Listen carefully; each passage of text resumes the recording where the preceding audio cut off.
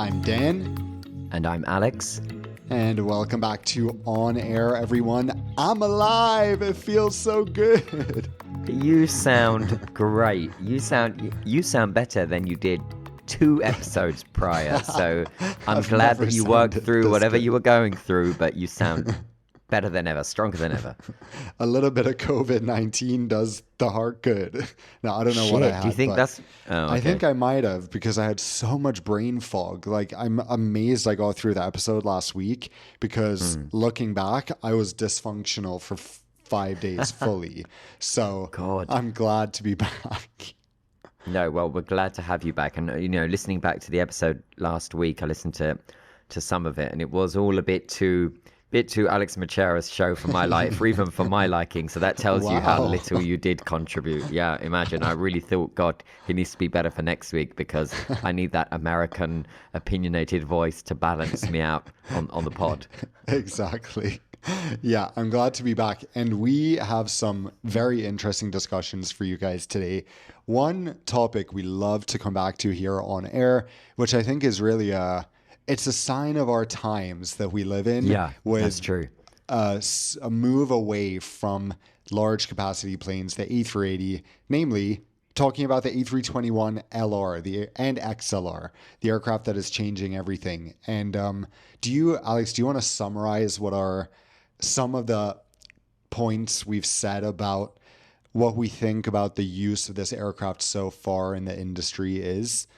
Yeah, of course, because increasingly we are receiving messages from listeners. We are hearing, just anecdotally from relatives, friends, people that we know, that where perhaps, let's say you take a yearly flight to go and see relatives in Washington, for example, or you're used to flying across the Atlantic from the East Coast to somewhere like Paris or Madrid or even London.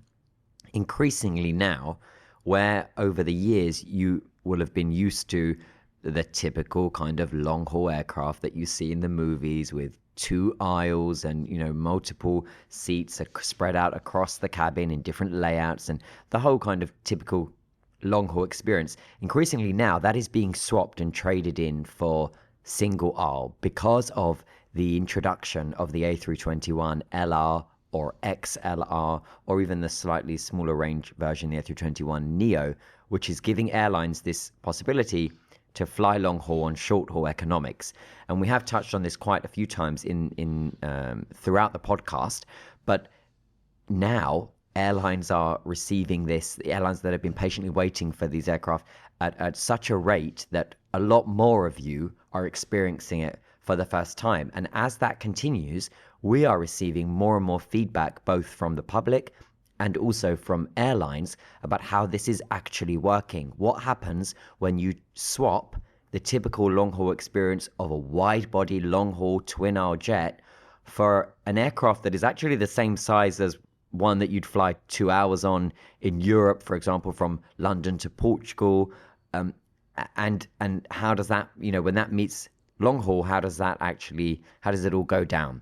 And so that's why we wanted to start by discussing this, because we have a few notes from people that have fed back to us inside the industry as to what they believe is going on. But also, crucially, you, Dan, are fresh off of a long haul on an A321LR. Admittedly, not too much of a long haul, but let's go through that. It's still it's one of the, sort of intended uses of this plane. It is, exactly. So take us through, for anyone that hasn't seen your video, and I encourage anyone to check the video after this episode, so this can provide us some decent context. Yeah. Was this your first A321LR flight?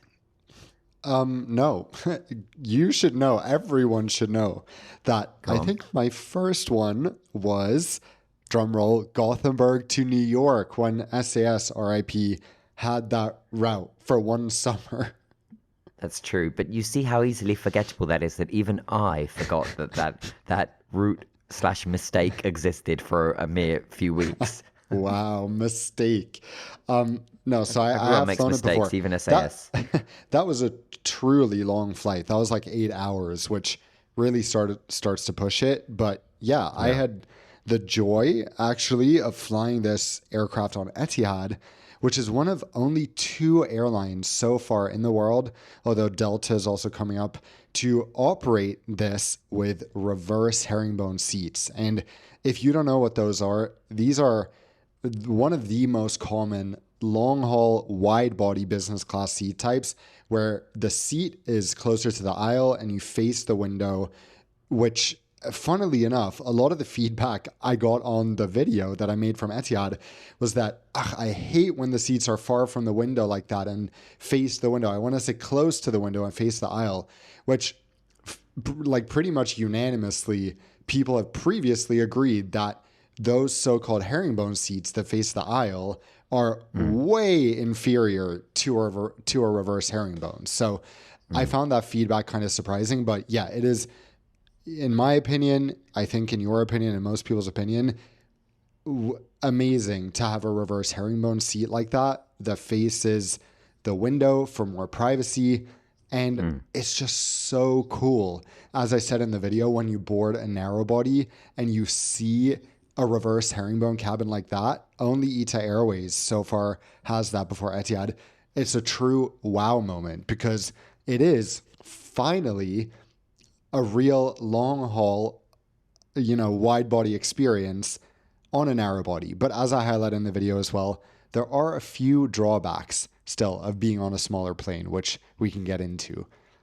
Yeah, so of course you're experiencing this in first class, not even business class, but that kind of business elite style product, first class, which is not its own separate cabin, as your video clearly shows, but is rather just a different seat. The first row of business is considered it's a class of its own, which is a slight gamble of Etihad to take this to the market. But you explain that and assess that very well in your video on your channel, so I'll let the listeners check that out. But let's recognize that the majority of people that are flying in economy, and the majority that would have been flying that existing route, whether it be the route that you did or whether it be, actually it's better to look at the transatlantic routes that have existed for a longer period of time. If they'd flown it before, they would typically have flown it on a wide body, large aircraft like a 777 or a 767 perhaps, or the Airbus equivalent with something like a 330, maybe even a 340, maybe even a 380. I mean, that is, I would need to double check if there is a route that has actually been downgraded from a 380 to a 321 LR, Well, but I'm sure somewhere it exists, especially with the East Coast. It's not specifically a downgrade, but Etihad will fly the A321LR from Abu Dhabi to Paris simultaneously as operating an A380 on a different frequency. So you'll have the And option that's where of you begin to either realize, flying an A380 or this. and that's where you begin to realize how the airline is almost, not just Etihad, but actually a lot of airlines are unapologetic in that, because they don't feel, as I just referred to it, as a downgrade from something like a 380, but they feel they are going forward able to maintain everything that you, the public, like of a long haul experience. So typically you have a more comfortable seat, typically you have in-flight entertainment, you still have that element of onboard service, everything that you expect in a standard, economy long haul bundle. They're saying that they replicate all of that. Just the difference is that instead of the cabin being 333 or even 343 across, or 242, or depending on aircraft, it's just 33. It's akin to what you're used to if you fly short haul. Now, we are very much immersed into the industry and have, I would say, sometimes our perceptions are guided by what we know to be true in the industry rather than how the public feel. I heard from a friend, right? I'm going to summarize her message. And she said that she was horrified to board a flight that is typically a long haul aircraft. She would fly on a 777 that is now a 321LR. And I had explained to her that this is the direction of travel we're in now in aviation. And I asked her why she felt it was less comfortable, because I reminded her that her seat pitch was exactly the same. The seat itself was actually a newer generation economy seat from the manufacturer with And this better design to and maximize the seat comfort. could actually be wider if it's compared to a 787, for example. Correct, because they've got a bit more room to play with given the reduced number of seats on board. So a wider seat, and it was a wider seat in this scenario, a much better in-flight entertainment than on the old 777s she had previously been flying. Better air quality because it's a newer aircraft with newer technology to introduce fresher air into the cabin every 2 to 3 minutes versus something like every 10 to 15 minutes. The level of onboard service still being offered, the same dinner on the evening flight, the same snack before arrival. So I wanted to understand she came to me back, she said to me this, she said, number one, she said, the lavatory situation is a problem because the reality is it is still a small aircraft and there were queues for lavatories that she said she doesn't remember seeing on the wide-body aircraft where there are more lavatories. That's probably true. She said that the service was slower, and she felt that this is probably to do with the fact that they have reduced galley space, because she was working out that actually on the previous aircraft that used to fly this route, you'd have multiple galleys, multiple kitchen areas for the crew, in simple terms, throughout the aircraft for the crew to prepare the service, and instead they were just doing it out of half of one because the other half is taken up by a lavatory. And then she also said she just couldn't break away from the passenger psychology of the fact that a narrow body small aircraft is for short haul, and that it just didn't sit right with her that we're in this small, what she perceived to be cramped aircraft, even though we just mentioned how her seat pitch and width were better. She perceived it to feel cramped, more tube-like, more aware that the other side of the cabin was within, you could touch it, and therefore she felt it was just more uncomfortable. And I think there are a lot of people that share that sentiment with her. What do you think? I agree. It just is not as nice of an experience because, especially if we're comparing it to an A380, where you have this sense of space, the ceiling is so high, you have this huge gap between the window seats and the wall, which a lot of people enjoy, except those that want to lean against the cabin wall to sleep. But I agree that if I could choose in economy, if I could choose an aircraft, the A321LR or A320neo in general would always be the lowest on my choices of long haul aircraft.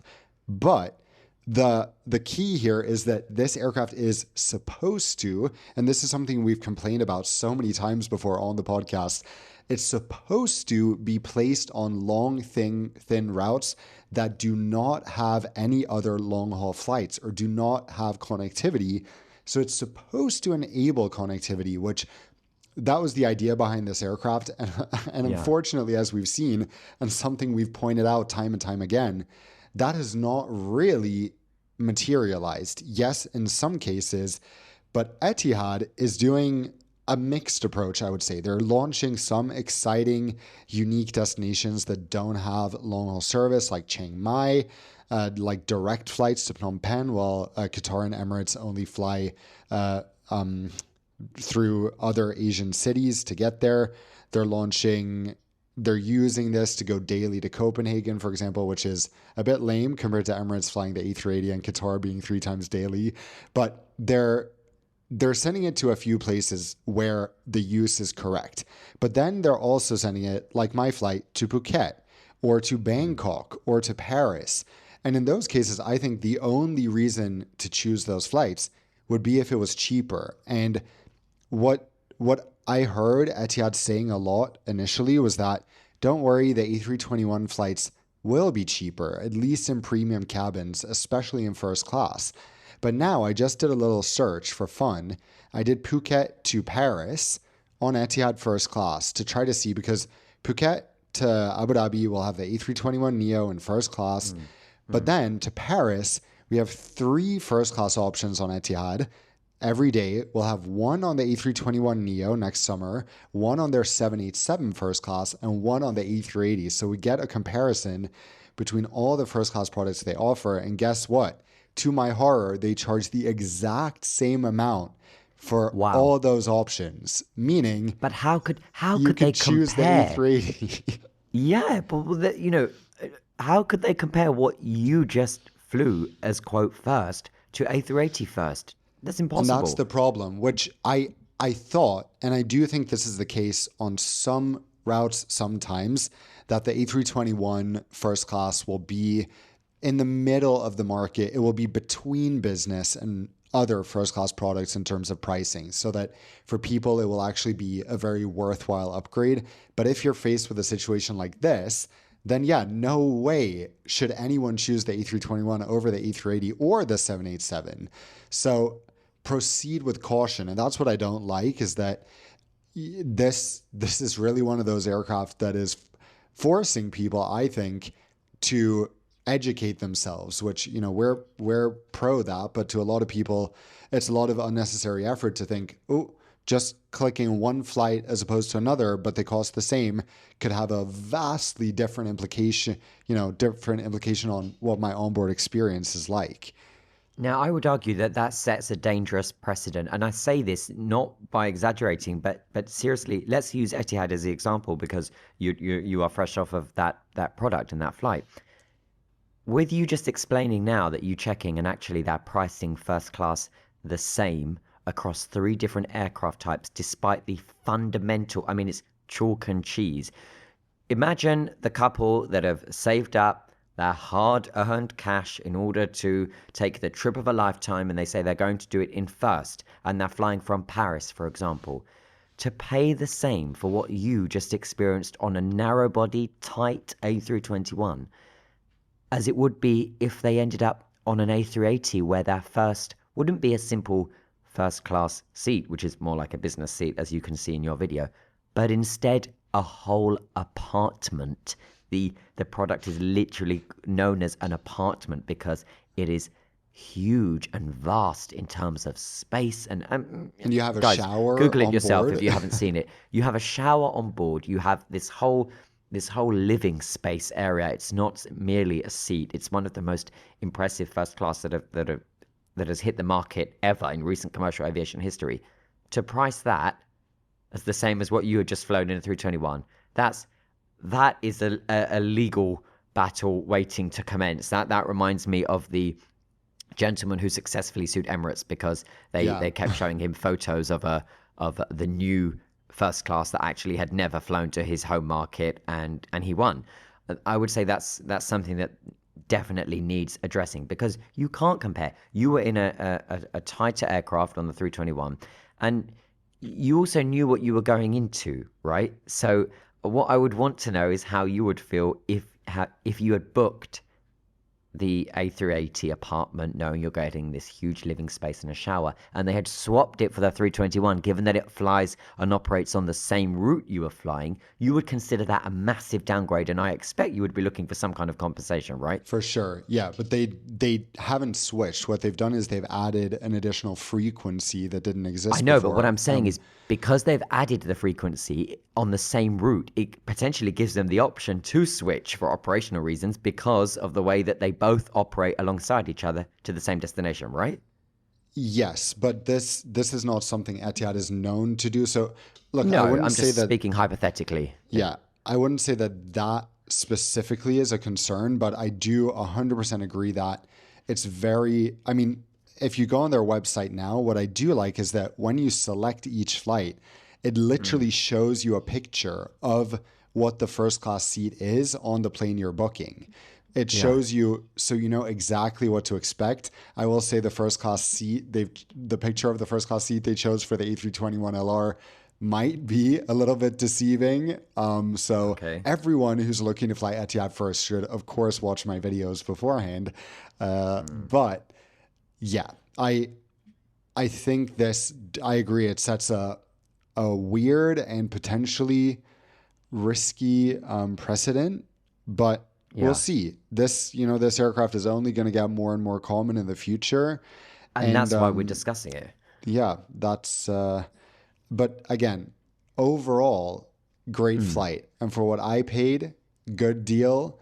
But I was very clear in the video, if the price starts creeping up, then not necessarily such a good deal anymore. So And did you notice anything, for example, the forward galley, which is responsible for all of business class as well as trying to deliver a first class service to the first two rows, was that fine? Were they smooth? Was it quiet? Was it because they're in a confined space and it's a short haul aircraft in terms of the cabin?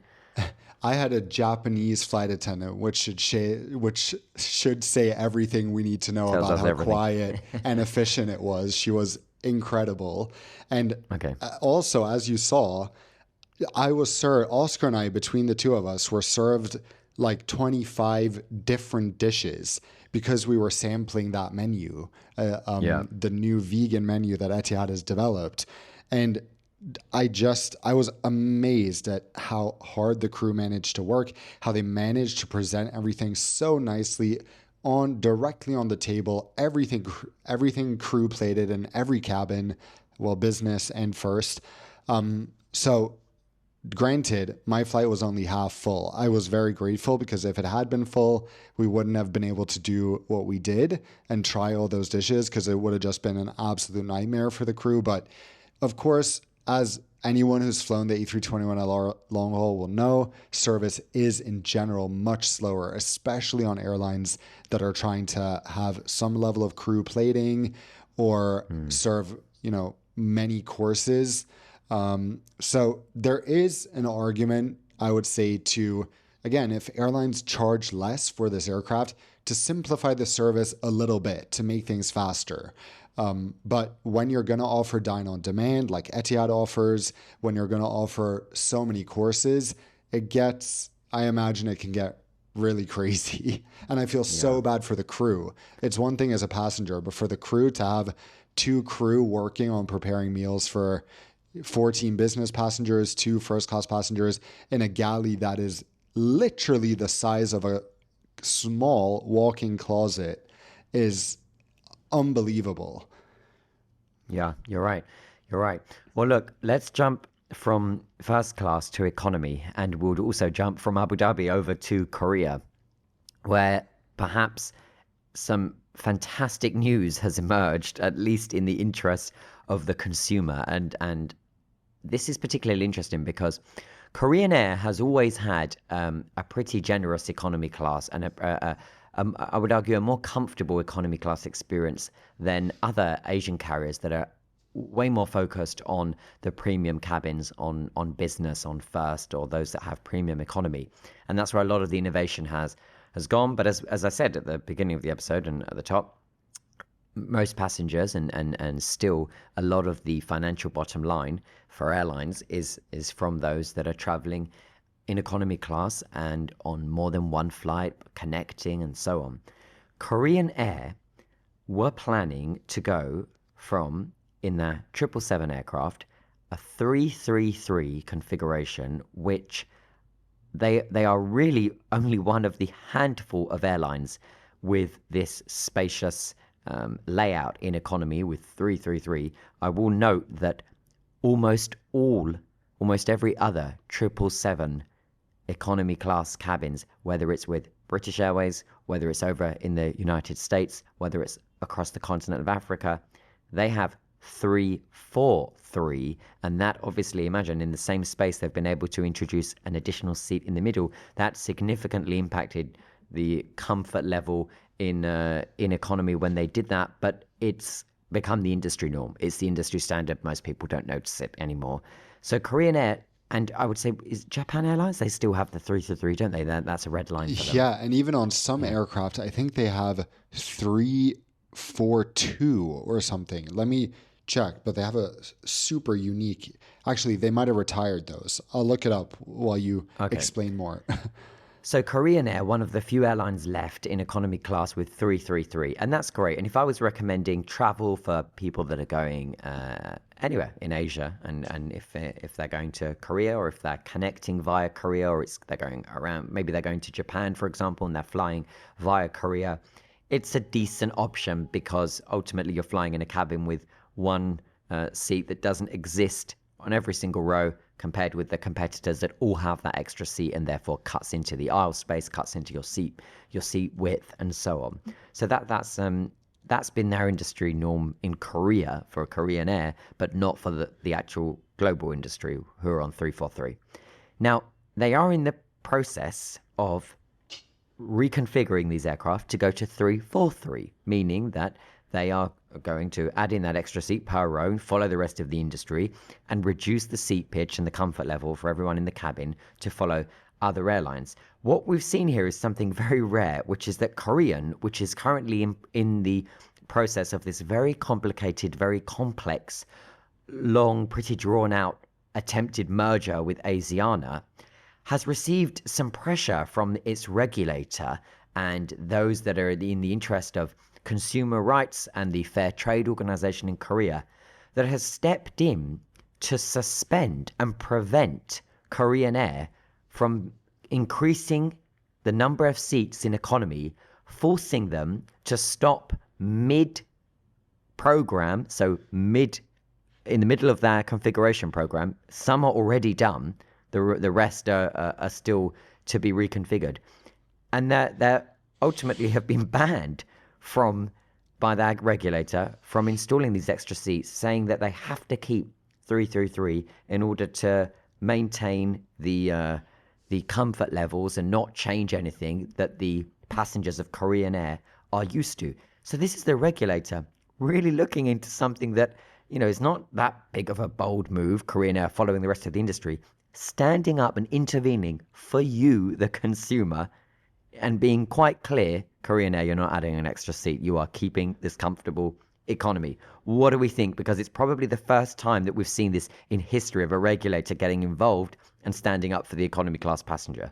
I know. So there's two perspectives, right? There's the passenger perspective where I absolutely love this. And it's so refreshing, I think, in this era where you just feel like the industry can get away with everything, with acquisitions that don't really benefit the customer at all, with a continuous degrading of the onboard experience. It's really refreshing to see a regulator say, nah, you need to maintain a high standard here. From the airline perspective, especially for Korean Air, which has, the Korean airline industry has been a little bit tumultuous. We've spoken before on the podcast how Seoul has become one of the lowest yield and cheapest premium origins in the world for flight bookings. So it's not exactly an easy market for them to operate in. Not to mention the fact that Korea's population in the coming few decades is going to collapse. So from the airline's perspective, not at all ideal, especially since they've already had time to reconfigure one aircraft. So the regulator has said, you don't need to put that one back in a 343 config.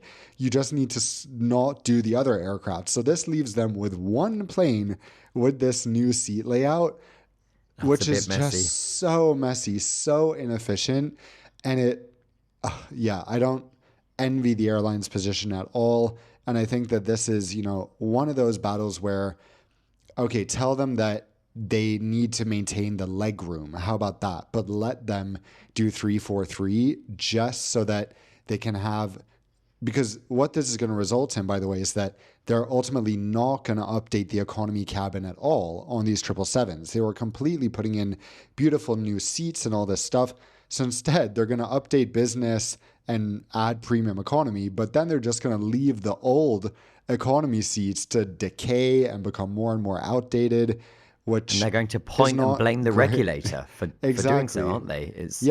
But I don't blame them for not installing new seats, not to mention the fact that they've probably already ordered all the new economy seats they need. So definitely. What happens to those seats now? It's messy, for sure. It is messy. And we see both sides. I guess, if I was advising Korean Air, I would say try to embrace this and start marketing the economy as one of the roomiest economy class, the most spacious economy class in Asia, or the most spacious. Japan Airlines would have something to say about that, but I would be marketing now how, unlike almost every other Boeing 777 operator on Earth, and remember the 777 is in service absolutely everywhere, one takes off or land every 30 seconds or so. Korean are in a unique position where, because they've had their hand forced into providing and maintaining that level of comfort, I say just go with it. Start marketing it as something that sets them apart from other airlines. We were on board the Korean Air 787-10, were we not, when we were in Yeah. Seoul? Yeah, and we were super impressed with the product. I mean, they've really done well in their cabin design and the choices. I do think Korean Air struggled to get their message out globally. I mean, we went to a phenomenal event, and we were buzzing from the rebirth of Korean Air 2.0, this whole goal to get Korean Air the world's most loved airline.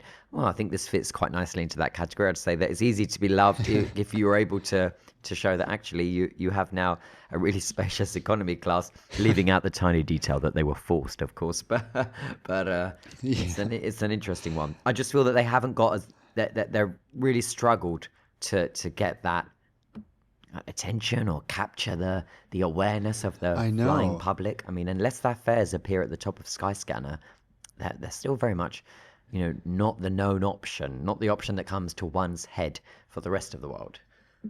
Which is, it's weird because Korea is so trendy and so popular. And Yeah. I do get a lot of TikToks of people, especially in economy, raving about and being super excited about getting bibimbap on Korean Air, which is, I would say, the thing that gets them a lot of attention successfully. Just But explain what that you're is right in case listeners are unaware. Oh, it's like the signature, well, I don't know if it's the national dish of Korea, but it's a very popular rice dish with some vegetables and usually some minced meat on top that you mix with a chili sauce, like a gochujang based sauce, and it is delicious. It's super popular in Korea, and apparently it's very nice when served on flights. So people seem to love that. But you're right. I think in a few weeks, we need to do a if we ran Korean Air, because there's a lot that I think we would do to try to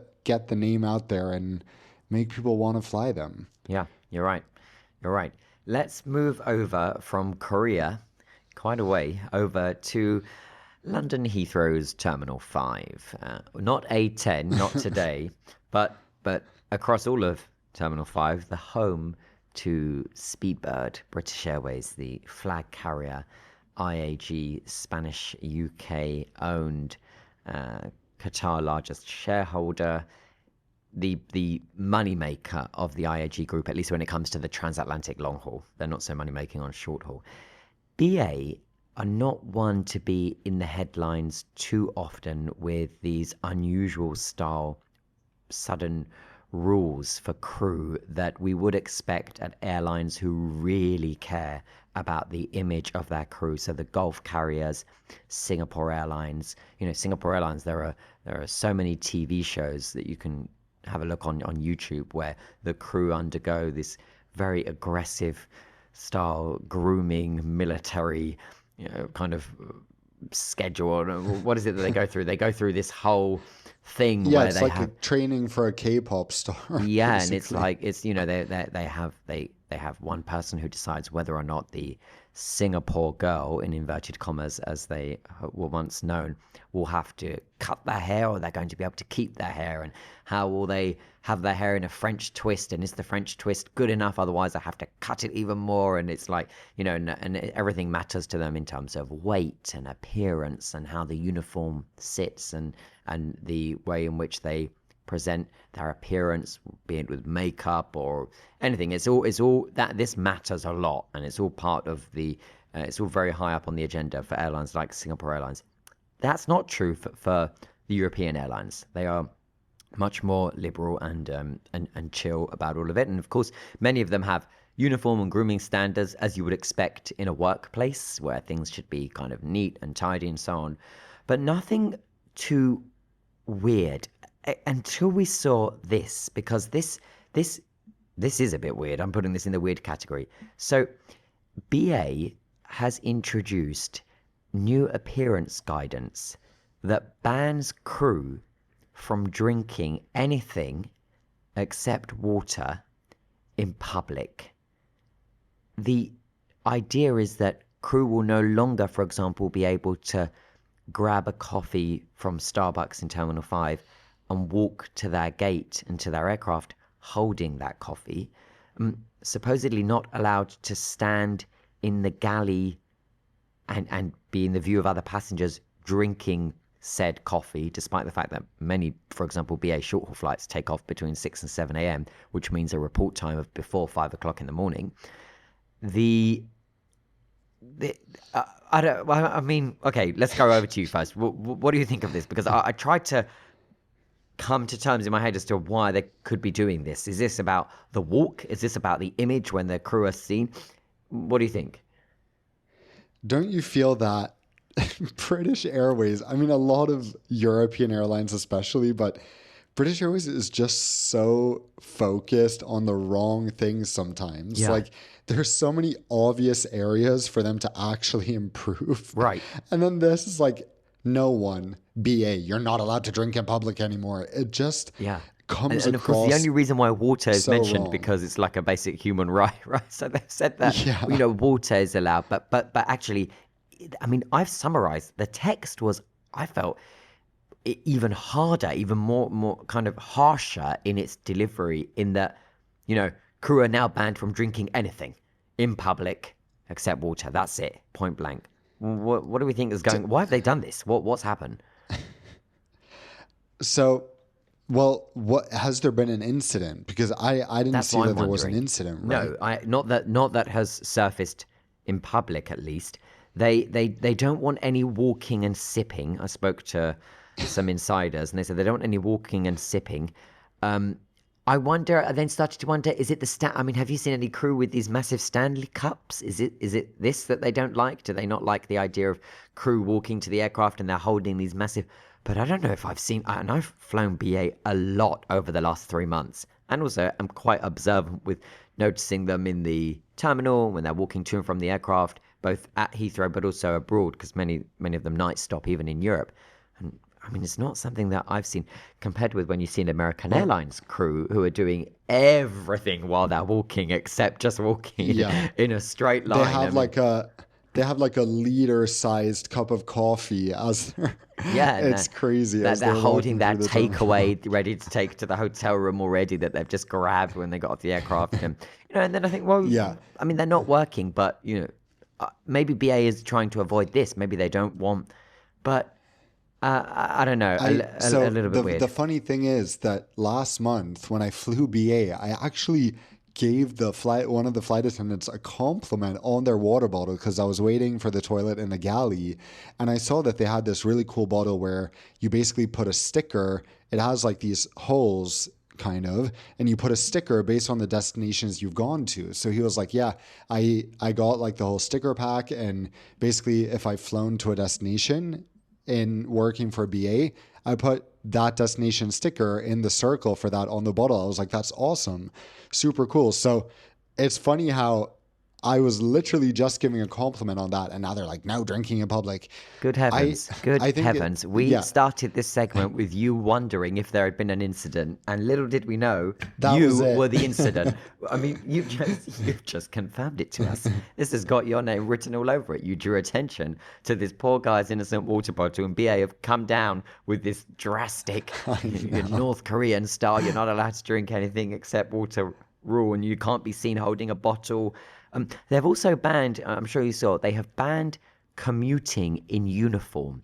So this may come as a surprise to many, but because British Airways is predominantly based out of Terminal 5, of course they've got their base at Gatwick as well, but here we're talking mostly about mainline BA out of Heathrow, Terminal 5 and 3.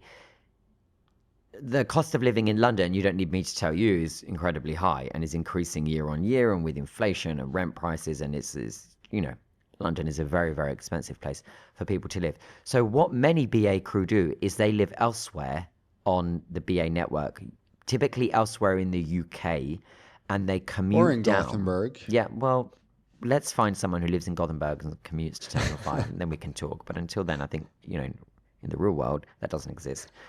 But I'm happy to be Let's do proven. it. Let's find that person. Yeah. So many would choose to live, for example, anywhere else that BA flies domestically in the UK. So perhaps they live at a city in Scotland, or perhaps it's Manchester or Leeds, or even in France, where it's, just over the water, over the channel. They would commute in for their flight which will all originate from Heathrow. And that's something that's quite common at BA.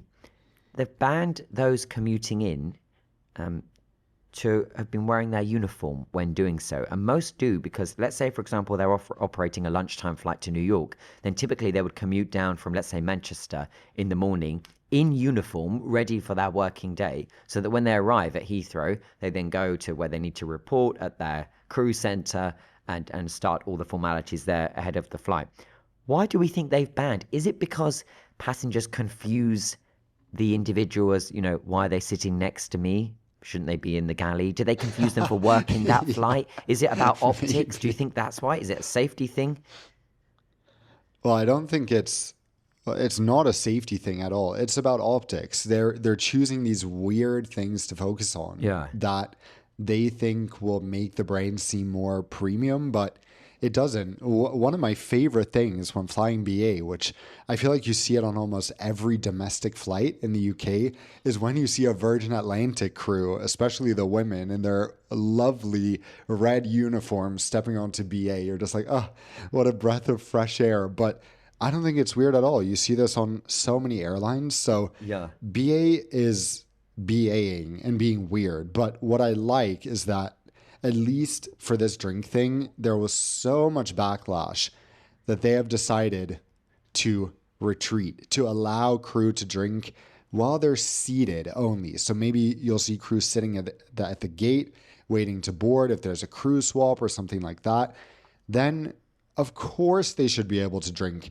Maybe if anything, there could be a limitation on, like, you're not allowed to be seen drinking a hot chocolate with lots of whipped cream and marshmallows while in uniform at the boarding gate. Like, maybe it should be the drink is concealed so you can't see what it like. It's but then don't you think that gets a bit ridiculous as well? Because then what's the problem why is the passenger offended by whipped cream? Seriously, it starts to get ridiculous. No, I know, but hypothetically, why is the passenger affected by whipped cream? Similarly, of course, they've had to retreat and take steps back. And this has been a whole fiasco for them. And there is this quiet U-turn now where they've said that, oh, no, what we meant, and everyone is, no, we know what you meant because you were crystal clear.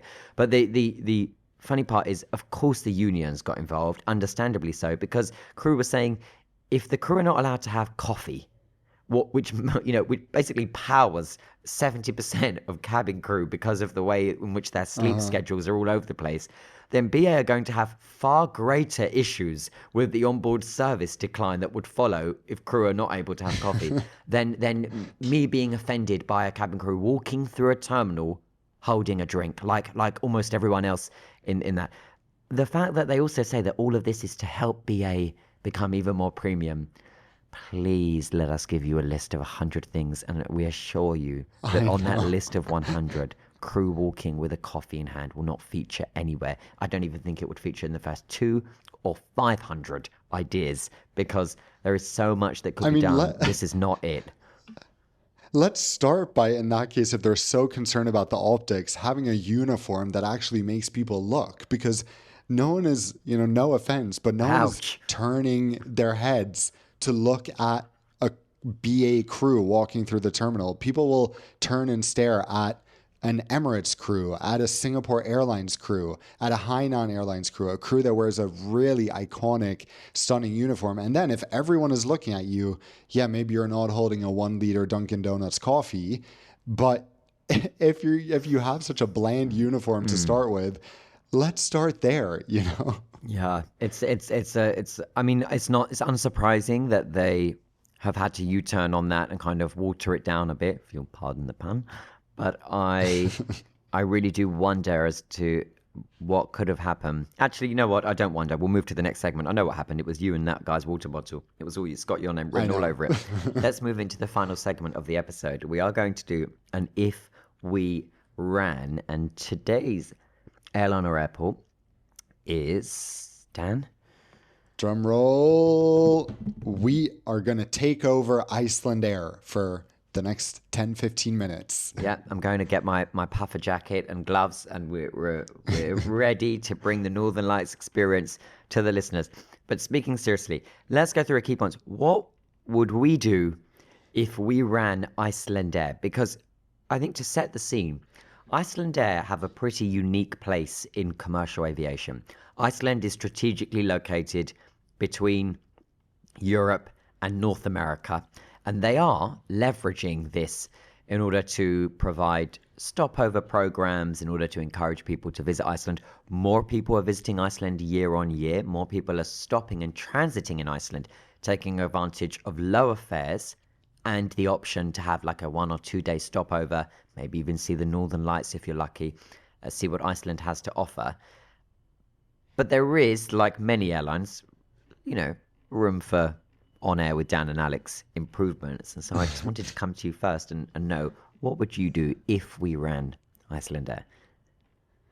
The thing that's so frustrating about Icelandair is that they're one of those rare carriers that is a hybrid, full-service, low-cost airline. Some parts of the experience, especially in economy, are very low cost, like charging for food. I think I could be completely wrong because I haven't flown Icelandair economy in like 9 years, but back then, I'm pretty sure they used to charge to use the in-flight entertainment system. So they have a screen on the seat back, but you have to pay to use it.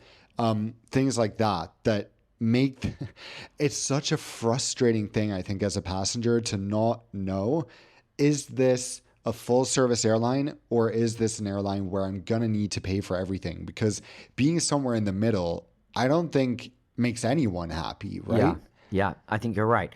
And there is a level of confusion in that they want to operate with something that feels a bit more premium with that saga business class, but also, as you said, there is a real kind of low cost carrier mentality in economy.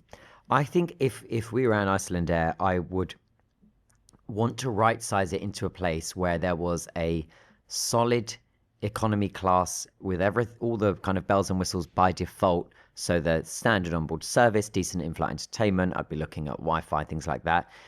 Nothing too extravagant, but being able to offer a decent economy that would achieve, I guess, similar to what Finnair did with things like the onboard lighting and the Northern Lights push, and just really make it feel as Icelandic as possible in order to get people excited about choosing to cross the Atlantic via Iceland rather than non-stop and direct, and having that Iceland experience tangible and something that you can really feel from the moment you board across all cabin classes with this big push. And I think there is room for them to push harder on the stopover. I think the whole stopover can be simplified and can be kind of put together in such a way that it would be silly not to, rather than it would be extra or it would be something that you can do. But where a lot of the, for example, Gulf carriers have been successful in their stopover programs is boosting their domestic tourism by being really generous and subsidizing these stopover programs, because they know that if passengers experience for a couple of days something that they enjoy, then typically they'll return, whereas it's always difficult to get them to go for the first time. So I would focus on a guaranteed stopover, a kind of like one-click, 48-hour solution with different extras that are included when you do stop over. So the checked bags by default, and the onboard meal for everyone by default, and decent in-flight entertainment with really rich content on Iceland to really push brand Iceland. That's what I would want from Icelandair. That's good. Don't you think that it doesn't make sense to me anymore in this day and age that Icelandair is not only not part of an alliance, but why can't they be part of a transatlantic joint venture? So look, this is what I picture for Icelandair. Connecting in the US, sucks in so many ways. You need to clear immigration on arrival in the city you land in, even if you're connecting to a different city. You need to recheck your luggage. So there's so many elements of stress. And if you land and you see a long immigration line, it's gonna ruin your experience. There's like, personally, I would never recommend anyone to connect in the US like that. So why not have Icelandair join a transatlantic joint venture? And the question would be, which one? That, we could think about that. But have these airlines, so let's say hypothetically it was Air France KLM. So have Air France KLM and SAS shuttle all these passengers from their hubs in Europe to Reykjavik. From there, have Icelandair, yes, they can continue flying to New York, to their most profitable destinations, but then really narrow in on flying to secondary cities, places that people are connecting to through JFK, through Boston, through Washington. Like, go to Nashville, or I know Aer Lingus is starting to fly to some of these places, but I think they should really narrow in on getting people and pushing this narrative that will get you to your secondary city in the US without you having to connect in the US. It's such a big benefit.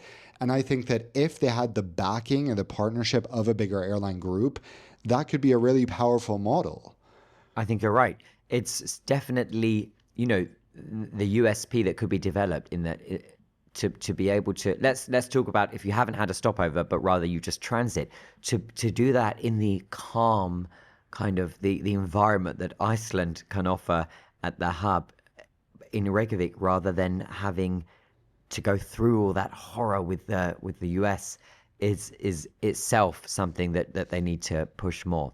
They also are set up with the right fleet for that already. They operate the 321LR, for example. They have 737 MAX, but everywhere is within their reach because of their strategic location. So I agree. I would go harder on the US push.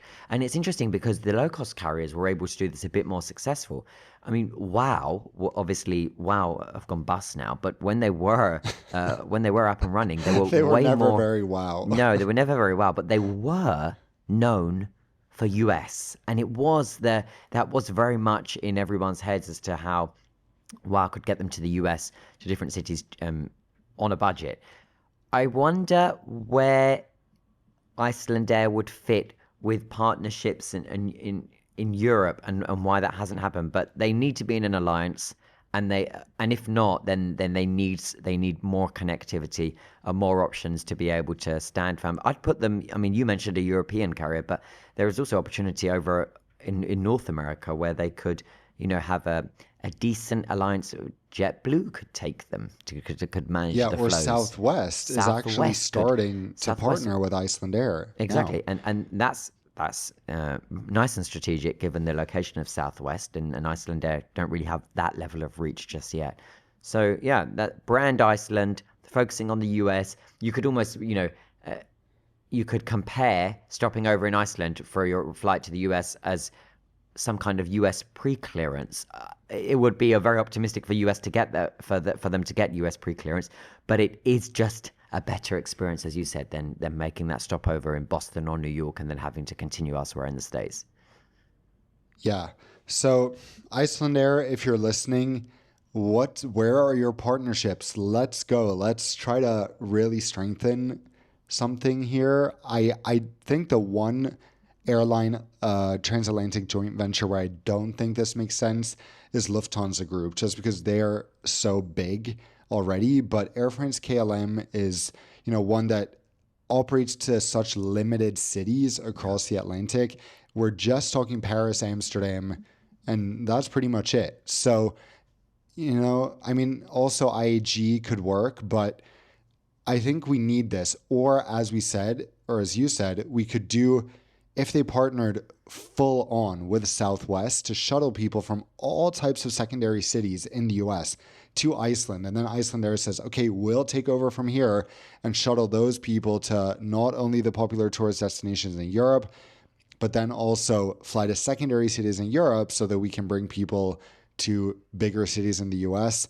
I think that's what they need, because they're all alone up there, and it's so sad that they're on this little island, not utilizing the power of teaming up.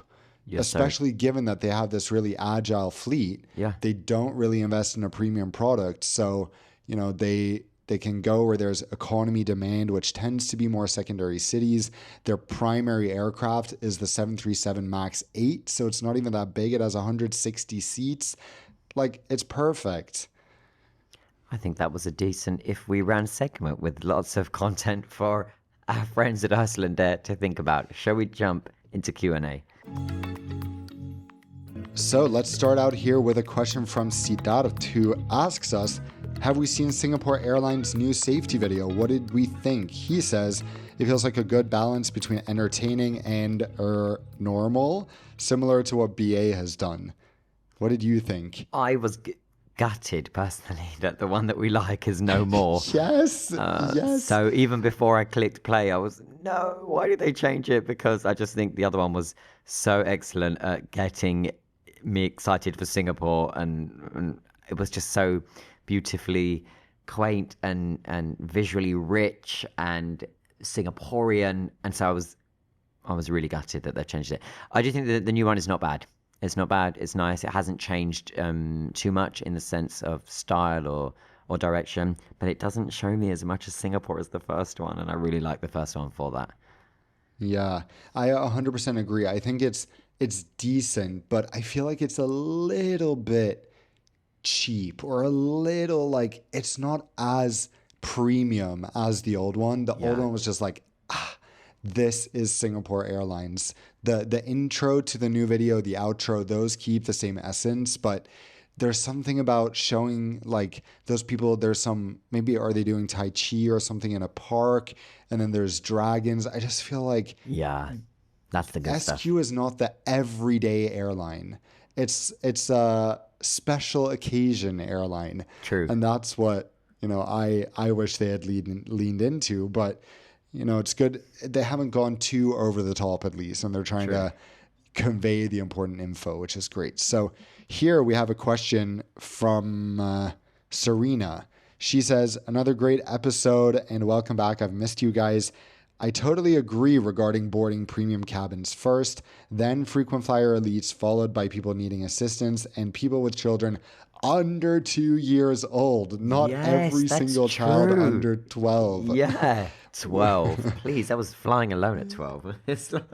I know. Yeah, that is a good distinction. And then this is very, very true, that they shouldn't allow the entire accompanying party to board early with the person who needs to board, because this is something I feel we see all the time. Yes. There's one person in a wheelchair and then they're traveling with 11 other people and you're like, what is going on? And then all those people board early. Yeah, That's you're right. I crazy. just had that recently at Terminal 3 at Heathrow.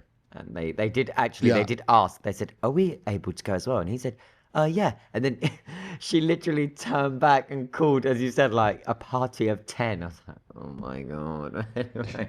And it was for a kid. It wasn't for someone requiring special assistance. It was just, kids were invited to board, as I had spoken about. But yeah, that's a good point. We have a lot of questions here about if we ran. So Serena also asks, if we ran Malaysia Airlines, what will we do? That's a good one for a future episode. Yeah. Then we have a question here from, I can't see the name, but they say, hi guys, love listening to both of you on the podcast.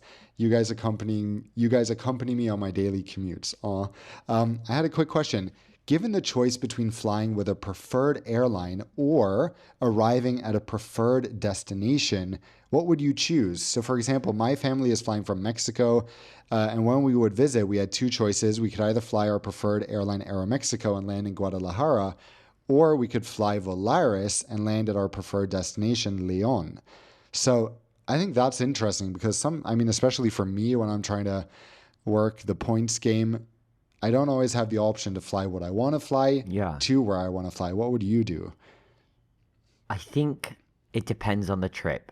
And most of the time, the destination takes it takes position there and takes priority. So I think destination first. But it does depend on how flexible you can be, and depends on the trip. I was just recently in this scenario helping my friend who was flying to Crete, and his hotel was, there's two airports that serve Crete, one on one side of the island, one on the other, and his hotel was closer to one, but he wanted to fly to the other because he wanted the connection to be through Aegean business. He didn't want to have to kind of exit into Athens, come back in with a different airline with Sky Express and whatever. So it's so in that scenario he chose the seamless connection point of view, even though he knew when he arrived he had a longer drive compared with if he had just done the transit a little bit differently in Athens. But so I think it just depends on the trip, basically.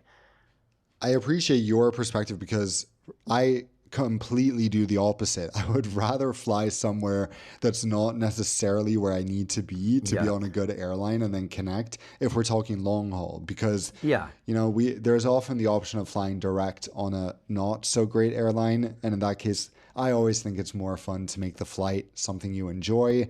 And in that case, taking a bit of a detour, I think is totally worth it. It depends on the trip. It depends on the trip. You need to get where you need to get to with the level of urgency or on a specific date or time, or if you've got the flexibility to say, I'm going to do it the nice way, even if it's going to take me 17 hours instead of 10, for example. Yeah, that's a good point. Final question here from Harrison. He says, love the podcast. I have a question for you regarding Finnair. I know you guys often speak highly of Finnair, especially their long-haul business class product. However, I've flown multiple times in their long-haul economy and personally feel it leaves a lot to be desired. A few things I noticed included no pillows, small meal portions, no mid-flight snacks, and having to pay for alcohol outside of the meal service, just to name a few. Do you feel the same? And what are your thoughts on Finnair's economy offering? And I think this points to something that we and so many people in the travel industry are very guilty of, that we tend to judge an airline based on their premium cabins alone, because that to us is just what feels more interesting. It's what sets them apart much more. But this is a good reminder that, we know the vast majority of people are in economy, but an economy experience on an airline that has a great business class can actually be terrible. Yeah, you're right. And I think Finnair, unfortunately, has been recently, the whole cost-cutting thing, and I think that's what we're seeing now come into play.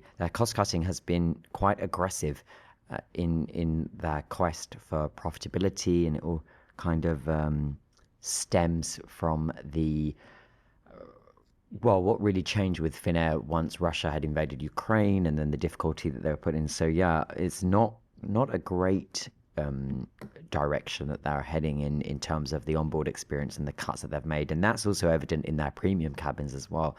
It's that plus what we are guilty of, which is I don't... Go on.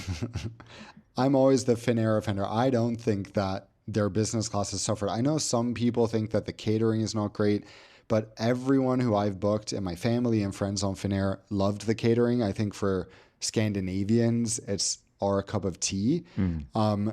And they were one of the fastest airlines in the world that I can think of to reconfigure their entire fleet with fantastic new seats. They did it so fast, even on the A350s where they didn't have to do it. True. So I just think the little caveat, the little asterisk here is that in general, when we say we love an airline or an airline is good, unfortunately, we're usually talking about the premium experience. We're not saying that just because we love Finnair or just because we love another airline, that their economy is necessarily something we love on the same level. But there are those, and that's why you have to hear that throughout various episodes, there are those that we really rate in economy, and we've often done segments or discussions where we had said that if you were flying to, and we insert the destination, who would you fly in order to ensure that you have the best economy class experience as possible? Because not all economies are created equal. That's the fact. And sometimes